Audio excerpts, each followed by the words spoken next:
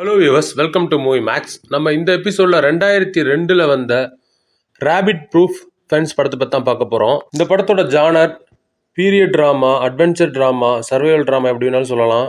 இந்த படம் ஒரு பேஸ்ட் ஆன் ட்ரூ ஸ்டோரி. இந்த படம் 1931 வெஸ்டர்ன் ஆஸ்திரேலியாவில் கதை நடக்குது. அங்கே அபாரிஜினல் அப்படிங்கிற பீப்புள் வாழ்கிறாங்க. அவங்களோட நிலத்தை எல்லாம் வெள்ளைக்காரர்கள் வந்துட்டு இன்வைட் பண்ணி எடுத்துக்கிறாங்க.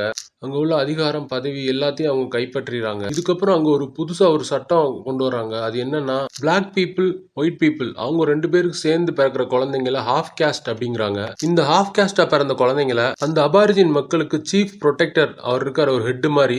அவர் பேர் நெவிலி. அவர் தான் இவங்களுக்குலாம் லீகல் கார்டியன்.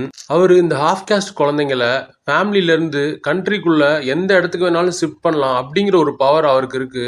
அந்த பவர் தான் அந்த அபாரிஜின் ஆக்ட் அப்படிங்கிற சட்டம் கொடுக்குது அவருக்கு. இவங்க இந்த மாதிரி குழந்தைங்கள தங்களோட சொந்த ஃபேமிலில இருந்து பிரிச்சு எதுக்கு கூட்டிட்டு போறாங்கன்ற ரீசன் அவரே சொல்லுவாரு இந்த படத்துல ஒரு சீன்ல. அது என்ன காரணம்னா, அவங்கள பொறுத்த வரைக்கும் என்னன்னா, ஒரு பிளாக் ஒரு ஒயிட் 2 பேரும் மேரேஜ் பண்ணும்போது புதுசா அந்த ஒரு ரேஸ் ஃபார்ம் ஆகுது. அது நம்மளுக்கு ஆபத்து. அது அப்படி ஃபார்ம் ஆகக்கூடாது. ஒன்று பிளாக் ஒயிட் 2 இருந்தா பிரச்சனை இல்லை, 3ஆவதா ஒரு ரேஸ் வந்தா அது நமக்கு தான் ஆபத்து அப்படின்னு ஃபீல் பண்றாங்க. இதே மாதிரி சம்பவங்கள் இந்த மாதிரி நடந்துட்டு வந்துச்சுன்னா, ஒரு குறிப்பிட்ட காலத்துக்கு அப்புறம் தேர்ட் ஜெனரேஷன் தங்களோட ஆரிஜினே தெரிஞ்சுக்கிறாம போயிடுவாங்க அப்படின்னு ஒயிட் பீப்புள் எல்லாம் பயப்படுறாங்க அப்படின்னு அவர் சொல்றாரு. இந்த மாதிரி மூர் ரிவர் அங்க உள்ள குழந்தைங்களெல்லாம் கூட்டிட்டு வந்து நம்ம அவங்களுக்கு ஒயிட் பீப்புளோட கல்ச்சரை ஸ்ட்ராங்கா சொல்லி கொடுத்தோம்னா அவங்க நம்மளை விட்டு போக மாட்டாங்க அப்படின்னு அவங்க நினைக்கிறாங்க.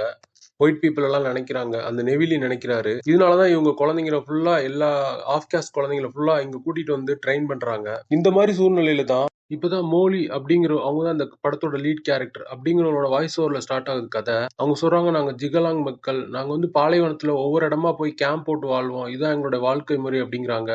அப்புறம் எங்க அப்பா ஒரு ஒயிட், அதனால எங்களை எல்லாரும் ஹாஃப் கேஸ்ட் அப்படின்னு தான் கூப்பிடுவாங்க.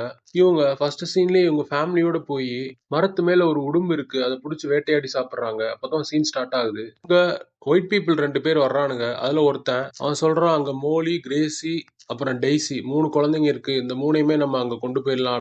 இதை கவனிக்கிற அவங்க அம்மா போய் ஒளிஞ்சுக்கிற சொல்றாங்க.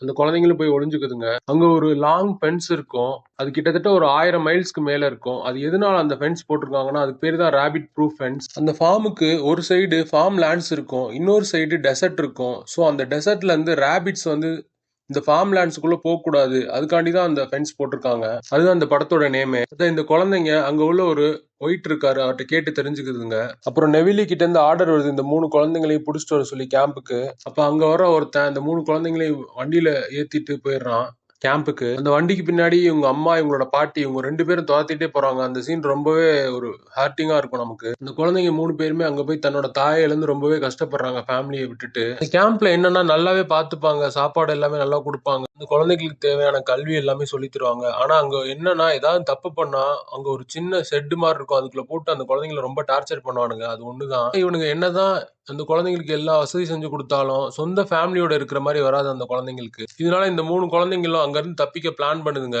ஆனா அங்க ஒருத்தன் இருக்கான், அவனுக்கு வேலையே இங்க இருந்து எந்த குழந்தைங்க தப்பிச்சு போனாலும் அதை ட்ராக் பண்ணி கரெக்டா அந்த குழந்தைங்களை ட்ரேஸ் பண்ணி கொண்டு வந்து கொடுத்துருவான். அந்த மாதிரி ஆளு அவன். இவனை மீறி அந்த குழந்தைங்க தப்பிச்சு தங்களோட ஃபேமிலியோட போய் சேர்ந்தாங்களா இல்லையா அப்படிங்கறது அந்த படத்தோட கதையே. அப்படி இவங்க தப்பிச்சு போகும்போது இவங்க பாக்குற ஒவ்வொரு மனிதர்களும் இவங்களுக்கு ஒவ்வொரு விதமா ஹெல்ப் பண்ணுவாங்க. அந்த சீன் எல்லாம் நல்லாவே இருக்கும். இந்த படம் கிட்டத்தட்ட ஒரு ரியல் லைஃப் கேப்சர் மாதிரி தான். இந்த படத்தில் நடிச்ச எல்லா ஆக்டர்ஸுமே அந்த கேரக்டருக்கு என்ன தேவையோ அந்த அளவு பெர்ஃபார்ம் பண்ணிருக்காங்க, நல்லாவே இருக்கு. இது ஒரு பீரியட் டிராமான்றதுனால கேமராக்குள்ள நம்மளுக்கு தெரியாம கூட 1-2 விஷயங்கள் வந்திருக்கலாம். பட் அதெல்லாம் இந்த டீம் தவிர்த்திருக்கு, ரொம்ப சூப்பராகவே பண்ணிருக்கு. படத்துல மைனஸ்னா, அந்த மக்களோட வாழ்வியல இன்னும் கொஞ்சம் ஆழமா காட்டியிருக்கலாம், அது பண்ணல. மேபி அது பண்ணியிருந்தா இந்த படம் இன்னும் நிறைய அவார்ட்ஸை வின் பண்ணிருக்கு. அப்புறம் பேஸ்ட் ஆன் ட்ரூ ஸ்டோரி படங்கள்னாலே கொஞ்சம் லேக் இருக்கும். ஸோ அதுவும் இதுல இருக்கு, அதுவும் ஒரு சின்ன மைனஸ் தான். மித்தபடி இந்த படம் ஒரு ஹைலி ரெக்கமெண்டட் நம்ம சைட்ல இருந்து, one of the best film. இந்த படத்தோட எண்டிங்ல மோலி கிரெய்க் அப்புறம் டேசி கிரெய்க் அவங்க 2 பேரோட வீடியோஸ் போட்டிருக்காங்க, அது ரொம்பவே நல்லா இருந்தது.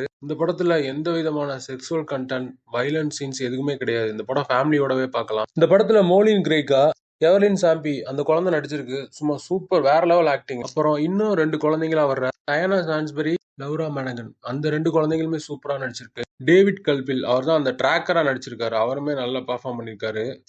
இந்த படத்தோட writers Doris Pilkington, Christine Olsen, director Phillip Noyce. இந்த படத்தோட IMDb ரேட்டிங் 7.4, நம்மளோட rating 2.75 out of 5. Thanks for வாட்சிங். Subscribe our channel.